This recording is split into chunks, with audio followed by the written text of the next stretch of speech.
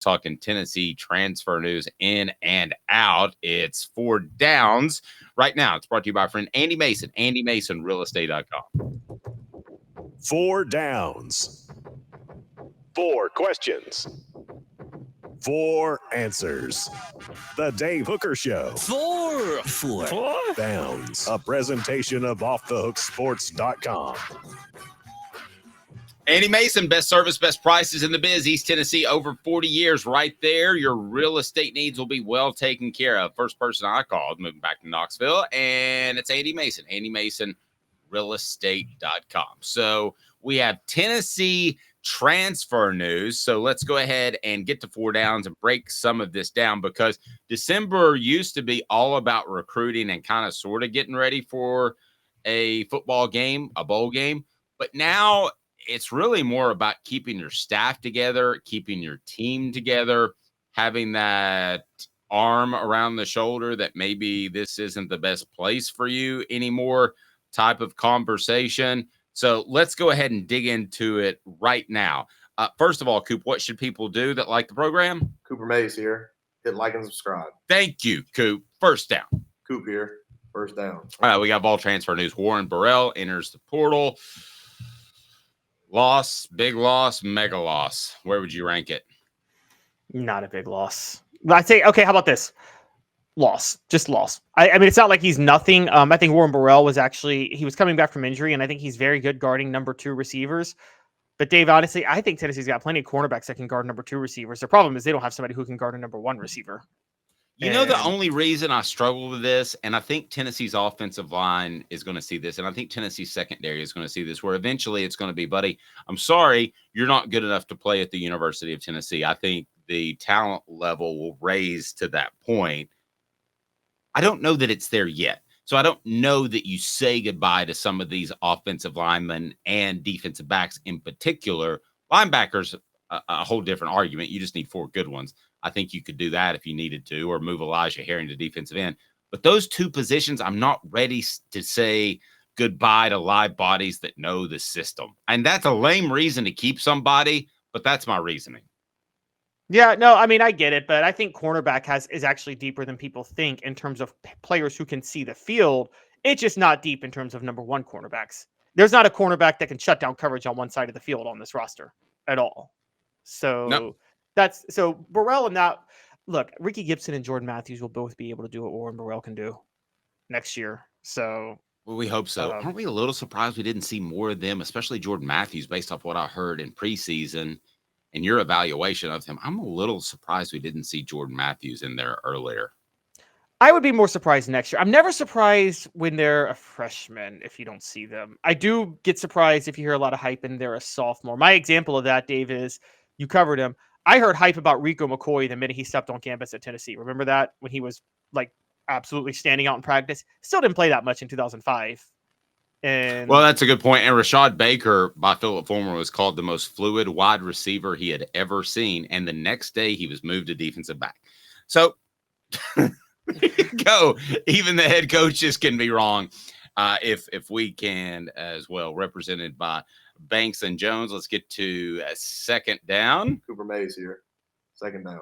All right. UT offers MTSU transfer defensive lineman. And then I want to get to Boo Carter. So let's talk about the guys that could come into Tennessee's football program. What do we know about this Blue Raider? And then I want to get to Boo Carter and tell you that I'm sorry, Walter Nolen may be an alum of mine, Powell High School, but he does not have deep East Tennessee ties. Let's start with the MTSU transfer as we look for guys that might come into the program as opposed to leave. Yeah, so Marley Cook is an MTSU transfer. He's a grad transfer, so there's not going to be any like holdbacks for him. He's only 6'1", 284, but honestly, Dave, you can be a little undersized and play on the line in the system if you have agility to a certain degree. And so I think that would be fine. He had 19 tackles for a loss and 10.5 sacks last year, largely playing in the middle. That's an insane stat line when you're playing in the middle. I don't care that you're at what is it, Conference USA level. That's pretty impressive. So I think this is actually a pretty intriguing option for the Vols. And I would say that, look, we saw this. We're mentioning him. You're right, guys. I stand corrected. McCollum Castles is not going to be back next year. But that's proof of your best transfers are the guys that come from smaller levels that may have just been misevaluated that are really, really good and really, really experienced. And I think Marley Cook could help with Tennessee with their lack of depth that they need on the defensive line next year. Split them the tight ends. If you use them like you did Fant and Warren, where they're a big part of the offense, then they're integral to this offense. I believe they will be with Nico at the helm. Joe Milton, those weren't his best passes up until the Vanderbilt game. It's the little dinks and dunks and the intermediate routes, which is primarily what they run. That just wasn't his best ball. So I don't think that was going to happen anytime soon. All right, so guys coming in and out of the transfer portal, the latest news that we have, and that is Boo Carter. Apparently, do we want to pull that Twitter up? Let's pull that Twitter up. Asking Walter Is this third Nolen, down? Oh, yeah, it is third down. Sorry about that. Coop, sorry. Tennessee center Cooper Mays here. Third down. What else should people do, Coop? Cooper Mays here. Hit like and subscribe. Yes. So this is still Dave actually... would never spot the ball as an official, guys. In case you don't know, he would just let the clock run out, like 30 seconds run off the clock and just never spot it. No, I would be awful at that. So this is going to be crammed together. Boo Carter asked Walter Nolen to come back home. All right. So for those that don't know, Walter Nolen was born in Memphis. He played high school football at 3 different schools: Olive Branch High School in Olive Branch, Mississippi, St. Benedict at Auburndale in Memphis as a junior, and Powell High School as a senior. His coach at Powell, Matt Lowe, who is terrible at poker, described him as a young man who has been blessed with size, speed, and athleticism. Matt, always a great quote. He doesn't have ties to East Tennessee. I don't think he has any reason to come to East Tennessee other than the business reasons, opportunity, and cash. And I will still say, when you get involved with an A&M or a Tennessee or even an Ole Miss ranked higher on the on-3 ability to pay out than I thought would, you're already entrenched with financial deals. So I think it's actually tougher in some cases to pull a transfer from another school than it was 5 years ago, before the transfer portal and before NIL. Does that make sense? Yeah, and I'm with you. I don't think Walter Nolen's leaving Texas A&M. There's too much money on the table. And also, here's the thing. This day and age with the NFL, if you're thinking about your NFL draft stock, they scout so well. Walter Nolen's not going to hurt his draft stock staying at Texas A&M regardless of the transition they're going through. He's just going to lose money. So I can't blame him for staying there. I will say this telling story to me is I think Dave and many of you on the message board owe Boo Carter an apology. He's not going anywhere. He clearly wants to stay at Tennessee. I'm glad you pointed that out, because I will admit when I'm wrong. I thought the guy transferred a lot. He flirted with Colorado.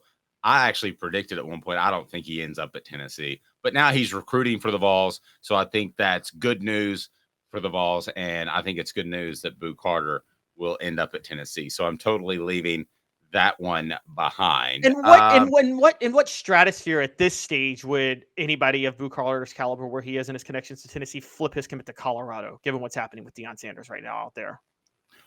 Oh, well, no. At the time, we're in September. I thought that, I was giving Deion Sanders the benefit of the doubt, but that's clearly not the case anymore. I told you I'm addicted to watching his press conferences. Him and Jim Harbaugh now, and his press conferences are on YouTube. And it was like he went through, Deion Sanders did, and greeted everyone, kind of shook their hand and said, "Hey, good to come back," and all this sort of thing. Well, why? Because he's in a little bit of trouble. It's like when the guy at the press conference says, "Caleb, that's a very good question." He's doing 2 things. He's trying to endear himself to you, and he's trying to think of something good to say. So as far as third down, that's potentially players coming into the program. You mentioned that's fourth down. Come on, Dave. You got to stop the ball better. I'm still on third. Oh, okay. Sorry. You're still on third. Okay. Sorry. Guys that'll affect Tennessee. Juice Wells at wide receiver from South Carolina. Then I want to get to the guys that will affect Tennessee, not from a roster standpoint. That's fourth down. Maybe this is on the fly. That's fourth down. But before we get past third down, which is a possession down in some situations, although Caleb never punts. Juice Wells, fit? No. Would he come to Tennessee? Thoughts? I mean, I would consider him coming to Tennessee. If I were him. The only reason he wouldn't is he'd be a slot guy, and I think Squirrel White still has that locked up. And Juice Wells wants to play immediately. He's already been in college, a major receiver for 2 years. He's transferring because Spencer Rattler entered the portal, and he knows that nobody else is going to throw him the ball. So particularly with Shane Beamer and Dowell Watkins as offensive coordinator, keep an eye on other guys too. Mazio Bennett. You made a prediction last year, Dave, that Mazio Bennett would not stay at South Carolina when he committed, flipped from Tennessee to South Carolina. I did. I think we're going to see that within the next month. Okay, and I can't blame him. Okay, here's my thing with Juice Wells. And you talk about him being a slot.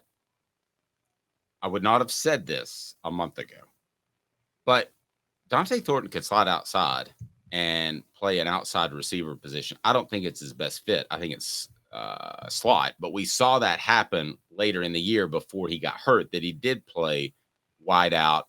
So then maybe you're looking for another slot receiver. So it depends what Tennessee wants to do with Dante Thornton. They want to slide him outside, which they did for a couple of plays before he got hurt. If you remember, I never thought that they would move that. We never saw Jalen Hyatt play wide receiver where Cedric Tillman and Brew McCoy played. We never saw any of that, Ramel Keaton included, but we saw a little bit of that. So I don't know. Maybe you're more open to Juice Wells if you think Dante Thornton can man the outside. And quite frankly, it seems to benefit Dante Thornton's skill set better. I never said that through the recruiting process, but I always kind of thought it subconsciously. You're still forgetting Squirrel White. Juice Wells is still not going to Tennessee with Squirrel White there. You don't even think he'd be okay with alternating, say like Tennessee did with tight ends?